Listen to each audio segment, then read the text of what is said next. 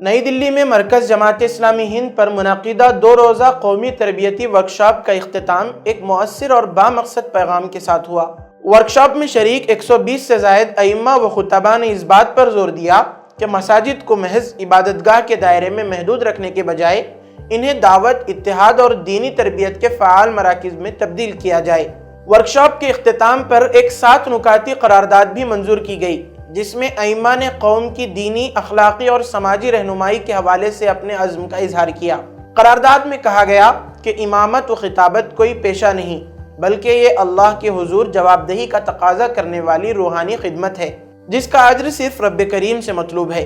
شرکاء نے اس بات کا عہد کیا کہ وہ قرآن، حدیث اور فقہ جیسے علوم میں مسلسل مطالعہ جاری رکھیں گے، اپنی خطابت اور ابلاغی صلاحیتوں کو بہتر بنائیں گے اور جمعہ کے خطبات کو عوامی اصلاح کا مؤثر ذریعہ بنائیں گے۔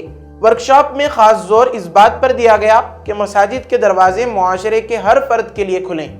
مسلمانوں کے ساتھ ساتھ غیر مسلم برادران وطن کو بھی مسجد میں مدعو کیا جائے تاکہ انہیں اسلام کے حقیقی پیغام سے روشناس کرایا جا سکے اور پھیلائی جانے والی غلط فہمیوں کا ازالہ ہو۔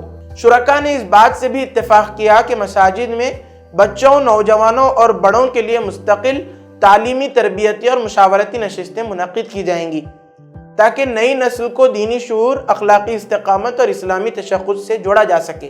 قرارداد میں فرقہ واریت سے اجتناب اور امت مسلمہ کے درمیان وحدت کو فروغ دینے پر زور دیا گیا۔ تمام مکاتب فکر کے احترام اور اتحاد کو لازمی قرار دیتے ہوئے کہا گیا کہ ائمہ اپنی خطابات میں کسی قسم کی تفرقہ انگیز بات سے پرہیز کریں گے اور محبت و یکجہتی کے پیغام کو عام کریں گے۔ ورکشاپ میں اس بات کا بھی اعادہ کیا گیا کہ معاشرے میں فلاح و بہبود کے لیے کام کرنے والی تمام تنظیموں سے تعاون کیا جائے گا، بشرطے کہ ان کا کام خیر و عدل پر مبنی ہو، جیسا کہ قرآن نے تعاونوا علی البر والتقوی کی تعلیم دی ہے۔ منتظمین نے ورکشاپ کو ایک اہم سنگ میل قرار دیتے ہوئے کہا کہ یہ نشست دینی قیادت کو عصری تقاضوں سے ہم آہنگ کرنے اور مساجد کو معاشرتی تبدیلی کا مرکز بنانے کی جانب ایک بامعنی قدم ہے۔ ورکشاپ سے جماعت اسلامی ہند کے امیر سید سعادت اللہ حسینی سمیت کئی ممتاز علماء کرام نے خطاب کیا۔